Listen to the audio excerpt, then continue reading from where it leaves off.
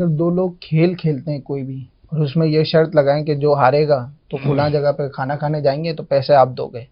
اور کھانا دونوں مل کر ساتھ کھائیں گے، تو کیا یہ بھی شرط میں آئے گا؟ جی یہ شرط نہیں، یہ جوا ہے در اچھا حقیقت، کہ آپ جو ہے وہ بازی لگا رہے ہیں کہ اگر میں جیت گیا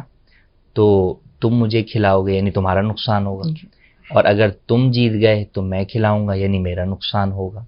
تو لہٰذا یہ جوا ہی ہے۔ جوئے میں بھی یہی ہوتا ہے کہ بھئی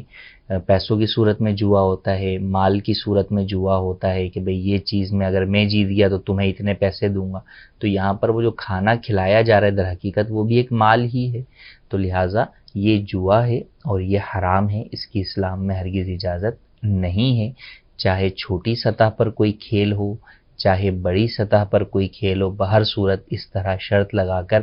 کھیلنا یہ جوئے میں ہے، یہ حرام ہے۔